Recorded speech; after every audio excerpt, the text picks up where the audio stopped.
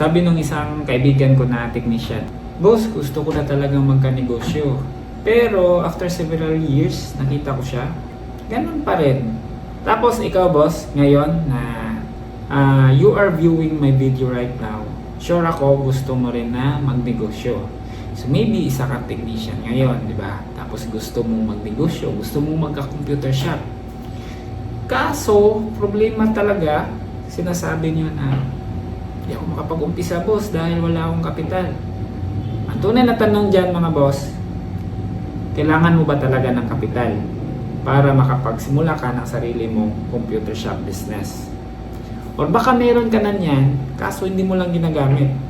Tapusin mo yung video na to dahil after nito, sure ako meron ka ng computer shop business or computer services na negosyo. Yo, what's up mga boss? It's me again, Roger Silvido.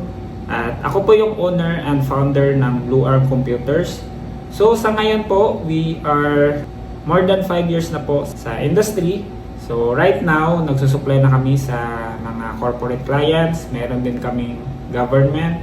Meron din kami mga iilan na mga kliyente na nasa retail stores. So kwento ko lang sa inyo mga boss no, na dati kagaya nyo rin ako na computer technician lang din, and then merong nagpapagawa sa akin, mostly mga kaibigan ko, tapos mga dati kong kliyente dati na kailangan nila sa company nila ng mga computer parts, tapos mga peripherals, laptop, ayun. So yun yung mga una kong mga kliyente. So kumbaga ginapan ko talaga yung negosyo namin. Nag-umpisa lang siya as a side hustle, and then ayun, hinanapan ko ng paraan para maging isang kumpanya talaga. So dati mga boss no, naalala ko, sobrang happy ko na every time na meron akong profit na like 200, 300, na try ko yan. Meron akong kita na 500, umabot sa 1,000. Meron din akong na-try na buminta ako, tapos yung income ko doon or yung net profit ko, umabot siya ng mga 3,000. Sobrang happy na ako talaga dati. So ayun, parang naging motivation ko siya to move forward na meron pala talagang pag-asa bilang isang computer technician. And so, paulit-ulit ko lang siyang ginagawa until such time na napalaki din namin yung negosyo namin. So, sa tanong na, posible bang magtayo ng computer shop business kung isa kang computer technician at wala ka pang kapital? So, ang sagot dyan mga boss, of course, 100% possible. Bakit? Dahil almost lahat ng kailangan talaga para makapagtayo ka ng negosyo mo as a computer technician ay nasa sayo na lahat. So ngayon na nagtatanong ka, of course, alam ko na meron ka na expertise talaga. Marunong kang mag-repair, marunong kang mag-upgrade, marunong kang mag-cleaning ng mga computer-related na products. So meron ka ng skills. So pangalawa mga boss, lahat ng tools na kakailanganin mo, very basic lang naman. Kailangan mo lang naman ng screwdriver, di ba? Tapos yung ibang tools like brush, ayun, pwede mo na yung saka na yun. Pero ang pinaka-basic talaga is yung screwdriver. So pangatlo mga boss, di ba? Kailangan mo rin ng installer. So nowadays, hindi kagaya dati na kailangan mo talaga ng hard copy ng mga installer. So sa ngayon, pwede mo na siyang ma-download online. Lahat ng OS, games, at iba pa mga apps and installer or games na kailangan ng mga customers nyo.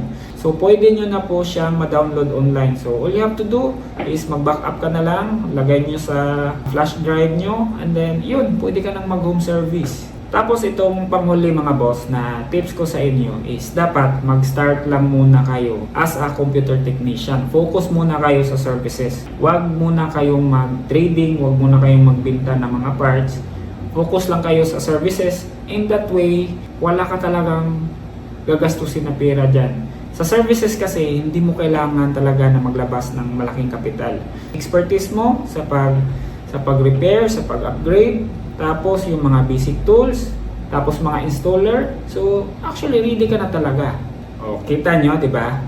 Lahat ng sinabi ko ngayon, hindi yan kailangan ng malaking kapital. Kung meron ka mang gagastusin, siguro sa pamasahe at siguro minimal lang talaga. So, ngayon na narinig nyo yung sinabi ko bilang isang computer technician din dati, sure ako na pwede ka nang mag-start din ng sarili mong negosyo sarili mong side hustle. Very basic and then madali po siyang gawin. So sinasabi ko po ito sa inyo ngayon mga boss dahil kung gusto mo talaga na magkaroon ng side hustle or magkaroon ng business na as a computer technician, di mo talaga kailangan ng malaking kapital. Actually, ready ka na and then all you have to do is mag-decide ka na lang. Kasi kalaban natin dito mga boss, no, yung meron kang malaking pangarap. Diba? Gusto mo magkaganito, gusto mong magkaroon ng negosyo, gusto mo maging isang legit na computer technician, gusto mo magkaroon ng malaking shop, di ba?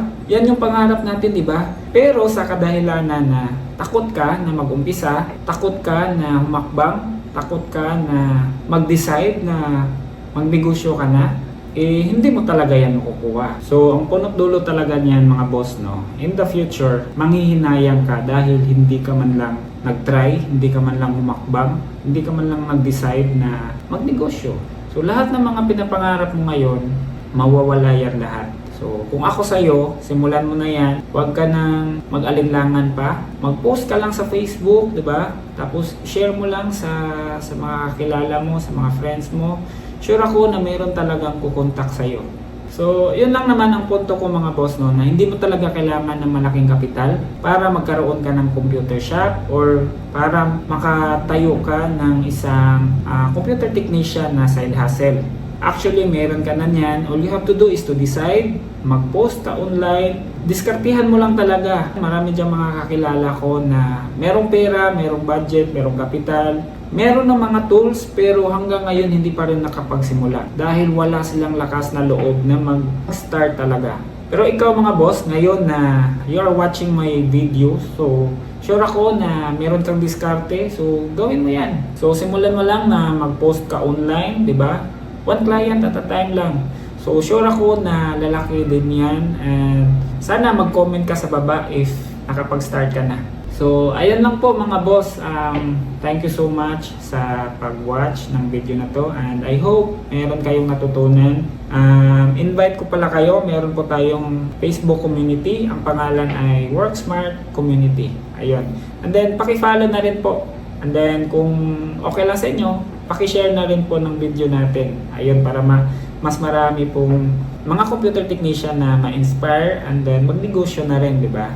So, yun lang po. And then, always remember mga boss to always work smarter, not just harder. Takets mga boss! Bye-bye!